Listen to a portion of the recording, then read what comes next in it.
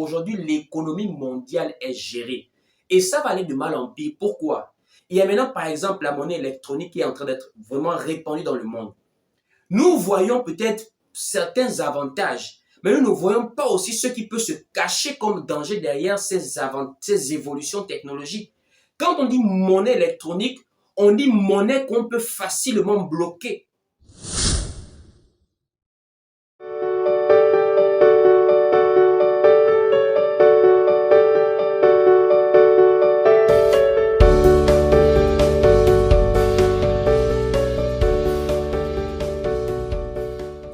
Shalom bien-aimés frères et sœurs, j'espère que vous portez bien ce jour. Alors aujourd'hui, par la grâce de Dieu, je voudrais partager avec vous un thème très édifiant par rapport aux enfants de Dieu concernant l'économie mondiale, une arme aux mains de la bête. Je répète, l'économie mondiale, une arme aux mains de la bête. Alors, bien-aimés frères et sœurs, nous devons déjà savoir que le monde n'est pas géré par Dieu actuellement. Le monde n'est pas sous la gouvernance de Dieu actuellement. Dieu est le créateur.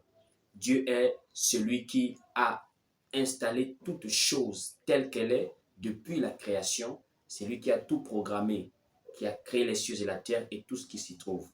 Mais aujourd'hui, actuellement que nous parlons, il y a plusieurs passages bibliques qui nous révèlent que le monde est gouverné par le diable, par Satan, qui a d'autres attributs, à l'exemple du malin. Et nous allons voir par exemple comment la parole nous révèle cela dans le livre de 1 Jean, chapitre 5, au verset 19. Nous allons voir comment la parole est assez claire par rapport à cela. 1 Jean, chapitre 5, au verset 19, il est écrit ici, « Nous savons que nous sommes de Dieu et que le monde entier est sous la puissance du malin. » Ici, l'apôtre Jean est assez clair que nous, en tant qu'Église, nous savons que nous sommes de Dieu. Et nous savons également que le monde entier est sous la puissance du malin. Voici pourquoi le Seigneur pouvait dire, vous êtes dans le monde, mais vous n'êtes pas du monde. Ça veut dire, vous n'appartenez pas au système du monde qui est aujourd'hui gouverné par le diable. Alors, bien aimés frères et sœurs, d'autres passages peuvent encore le stipuler. À l'exemple du livre de Matthieu chapitre 4, lors de la tentation, quand Satan est venu tenter Jésus-Christ dans le désert, nous voyons très clairement que dans la tentation, à un moment donné, Satan va dire à Jésus-Christ de se prosterner devant lui en échange des royaumes du monde. Et nous allons faire cette lecture très rapidement. Le livre de Matthieu chapitre 4, ici, voilà, à partir du verset, Matthieu chapitre 4, à partir du verset 7, il est écrit ici, Jésus lui dit, il est aussi écrit, tu ne tenteras point le Seigneur ton Dieu.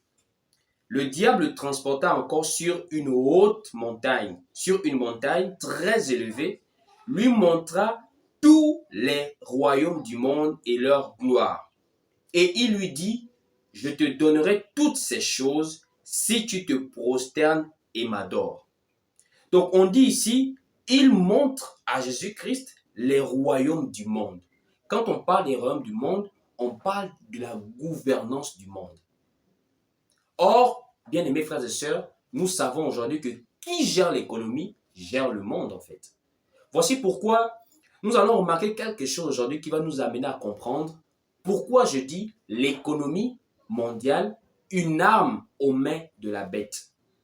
Regardez par exemple, dans le jardin d'Éden, lorsque Adam et Ève ont péché, ils ont désobéi à Dieu. Alors, avant le péché, Dieu pouvait faire comprendre à Adam qu'il devait simplement cultiver, garder le jardin. En un mot, la terre était encore parfaite, elle n'était pas encore souillée. Adam avait en fait cet héritage, il avait ses biens, il avait cette richesse à pouvoir manger, à pouvoir vivre, jouir des richesses de la terre. Mais après le péché, il est devenu difficile.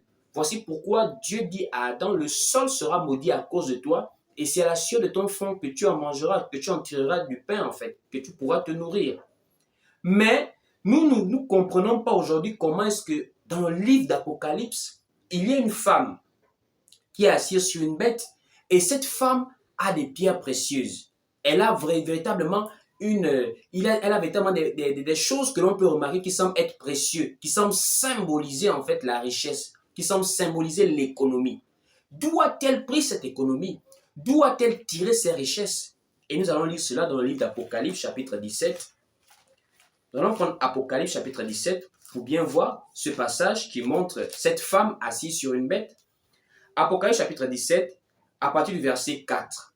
Il est écrit ici, « Cette femme était vêtue de pourpre et d'écarlate et parée d'or et de pierres précieuses et de perles.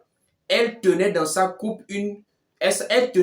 main une coupe d'or remplie d'abominations et des impuretés de sa prostitution. » Et nous voyons ici que cette femme véritablement est l'image en fait d'une femme de très mauvaise vie parce qu'elle est même considérée comme étant une prostituée en fait. Par exemple, au verset 2, il est écrit, au verset 2 de Apocalypse 17 là, il est écrit ici, c'est avec elle que les rois de la terre se sont livrés à l'impudicité et c'est du vin de son impudicité que les habitants de la terre se sont enivrés. Ici, on fait comprendre que cette femme est une femme qui se livre à l'impudicité avec les rois de la terre. Or, quand on parle des rois de la terre, on parle des gouvernants de ce monde. Alors, bien aimés frères et sœurs, aujourd'hui, c'est simplement pour vous expliquer que l'économie mondiale est entre la main des dirigeants de ce monde. Or, les dirigeants de ce monde, ils ont un même dessein, c'est de donner gloire à la bête en fait. Le monde est géré dans un système aujourd'hui où, pour pouvoir être économiquement stable, il faut rentrer dans un système. Voici pourquoi Apocalypse chapitre 13 nous révèle même qu'il viendra un temps où on ne pourra ni acheter ni vendre sans avoir la marque de la bête ou le nom de son nom. Nous allons lire Apocalypse chapitre 13 à partir du verset 16. Il est écrit ici, on va lire, « Et elle fit que tous, petits et grands, riches et pauvres, libres et esclaves, reçussent une marque sur leur main droite et sur leur front, et que personne ne put acheter ni vendre sans avoir la marque, le nom de la bête ou le nombre de son nom. » Ici, c'est simplement pour montrer qu'aujourd'hui, il faut véritablement veiller en tant qu'enfant de Dieu. Des choses sont déjà mises en place pour pouvoir nous amener, sans nous en rendre compte, à entrer dans ce système. Aujourd'hui, la géopolitique mondiale, c'est quoi? La démocratie qu'eux-mêmes ils ont amenée selon leur définition, des hommes, selon ce qu'ils estiment avoir reçu de la Grèce antique, cette Grèce qui autrefois était une grande civilisation. Ils disaient que la démocratie, c'est le pouvoir au peuple. Et quand on dit au peuple, c'est-à-dire dans sa majorité. Mais aujourd'hui, vous allez bien remarquer, c'est une minorité qui dirige le monde. Aujourd'hui, pour qu'un État ait des subventions, il faut que cet État accepte papa, papa, maman, maman. Pour ne pas dire simplement l'homosexualité en fait. Homme qui va avec homme. Les pays qui refusent cela sont aujourd'hui de plus en plus isolés économiquement, vous voyez un peu. Des pays aujourd'hui qui s'efforcent à ne pas accepter les LGBT sont de plus en plus isolés. Pourquoi? Parce que les grandes institutions internationales sont gérées par les pays qui se disent pays les plus puissants économiquement et qui sont les berceaux de ces abominations-là en fait. Regardez par exemple ce qui est en train de se préparer aujourd'hui là. Nous sortons de la COVID-19 et le monde aujourd'hui sort d'une grande récession économique et beaucoup d'analystes économiques disent que les choses vont aller de pire en pire, même de mal en pire. Regardez par exemple les grèves qui commencent aujourd'hui en Europe un peu partout. Regardez comment la crise russo-ukrainienne est en train d'impacter beaucoup de secteurs de l'économie mondiale. Et avec également les desseins, les objectifs, les ambitions des mondialistes qui consistent à aujourd'hui gérer la population mondiale véritablement avec un regard sur tout ce qu'ils font, c'est une manière de dire aujourd'hui, c'est un message d'alerte aux enfants de Dieu que nous devons déjà nous mettre en prière. Quand toutes ces choses arrivent, quelle est l'attitude de l'Église? C'est simplement déjà d'avoir les regards fixés vers le royaume. Déjà attendre l'apparition qui est de plus en plus imminente. Aujourd'hui, qu'on le veuille ou pas, l'ordre établi par Dieu est en train d'être renversé.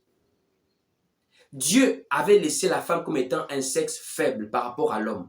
Aujourd'hui, c'est l'égalité des sexes. Aujourd'hui, c'est l'homosexualité comme je disais. Aujourd'hui, on est en train de repousser de plus en plus les limites de la morale sous l'échange d'une stabilité économique. Je ne sais pas si vous voyez un peu. C'est une manière de faire comprendre à quelqu'un qu'aujourd'hui, l'économie mondiale est gérée. Et ça va aller de mal en pire. Pourquoi? Il y a maintenant, par exemple, la monnaie électronique qui est en train d'être vraiment répandue dans le monde. Nous voyons peut-être certains avantages, mais nous ne voyons pas aussi ce qui peut se cacher comme danger derrière ces évolutions technologiques. Quand on dit monnaie électronique, on dit monnaie qu'on peut facilement bloquer. On dit argent qu'on peut facilement retirer. Aujourd'hui, c'est l'argent papier qui permet encore une certaine indépendance de beaucoup de personnes. Mais imaginez-vous, même pour acheter quelque chose dans une épicerie, il vous faut simplement appuyer votre doigt pour faire mettre l'empreinte quelque part. Et si vous avez des positions qui ne plaisent pas à ceux qui gèrent cet argent, comment vous faites? Cela est une manière de montrer que quand nous parlons même de la grande tribulation qui arrive pour les saints, c'est toutes ces choses qui sont en train de se mettre en place. Voici pourquoi aujourd'hui, frères et sœurs, c'est bien, vous êtes malade, vous recherchez la guérison. C'est bien, vous avez des difficultés économiques, vous recherchez la stabilité. Mais n'oubliez pas, nous sommes des pèlerins sur la terre. Et au vu de ce qui se passe actuellement dans le monde, au vu de la mondialisation économique aujourd'hui, la mondialisation sur beaucoup de plans, cela est en train de montrer que l'Église n'a plus pour longtemps sur la terre. Voici pourquoi nous devons tous faire un effort aujourd'hui de maintenant revenir vers la parole. Peu importe les faiblesses, peu importe les difficultés que nous traversons, peu importe les défauts, nous ne sommes pas des anges qui sont parfaits. Nous sommes des êtres humains, des pécheurs à qui Dieu a fait grâce de sauver par sa parole. Ça veut dire, même une faiblesse ne doit pas nous refroidir. Le Seigneur arrive. C'est le moment de se dépouiller des œuvres des ténèbres et de se revêtir des œuvres de la lumière. Repartir vers le Seigneur, peu importe ce qui s'est passé dans notre vie. Repartir vers sa grâce, car il est encore là, la grâce est encore disponible. Et son avènement, sa seconde venue pour prendre son église est de plus en plus imminente. Voici pourquoi, bien-aimés frères et sœurs, quand vous voyez toutes ces choses arriver, la vie chère qui augmente, les denrées alimentaires qui sont de plus en plus chères, et il y a même d'autres choses que nous allons avoir la possibilité davantage d'approfondir. Par exemple, aujourd'hui, l'économie mondiale se prépare aujourd'hui à être gérée par des multinationales, même jusqu'à ce que nous mangeons. Dans bientôt, peut-être, sera géré par des personnes. On n'aura peut-être plus le droit de cultiver chez nous. Les terres sont de plus en plus achetées par les grandes multinationales. Maintenant, que vont devenir beaucoup de populations dans le monde entier? Il y a tellement de choses qui se préparent. C'est plus le moment d'être distrait par beaucoup de choses, par des choses futiles, inutiles. Se faire distraire par le diable en ayant les regards fixés que sur des choses terrestres. C'est le moment maintenant de se fixer vers le royaume. Que véritablement Dieu puisse amener quelqu'un à prendre conscience de toutes ces choses. Je suis arrivé pour aujourd'hui au terme de cette petite vidéo. Nous faisons de plus en plus de vidéos courtes afin de pouvoir vous permettre de pouvoir les regarder jusqu'à la fin. N'oubliez pas de toujours partager ces vidéos, de vous abonner massivement.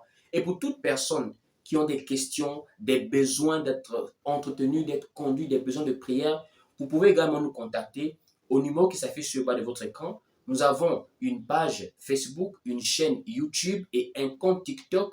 Nous avons également une plateforme WhatsApp avec laquelle nous pouvons discuter avec les personnes dans la francophonie, dans le monde entier. Vous pouvez liker, vous pouvez partager et permettre à d'autres personnes d'également avoir accès à ces petites exhortations édifiantes. Vous pouvez également nous contacter si vous avez besoin de soutenir cette œuvre par un don également. Ce sera le bienvenu. N'oubliez pas, chaque jour, par la grâce de Dieu, nous nous efforçons à être là, mais c'est avec votre apport, c'est avec votre soutien, c'est avec vos encouragements que nous allons davantage persévérer. C'est également avec votre prière, car aujourd'hui, même le côté numérique est de plus en plus censuré. Il y a des choses qu'on peut plus facilement dire sur Internet parce que toute la globalisation touche aujourd'hui plusieurs pans. Mais nous espérons et nous croyons que par la grâce de Dieu, le peuple du Seigneur partout dans le monde sera toujours édifié en attendant la seconde venue du Seigneur Jésus-Christ. Que Dieu vous bénisse. Rendez-vous à la prochaine vidéo. Shalom, shalom à tous. Paix et grâce à vous.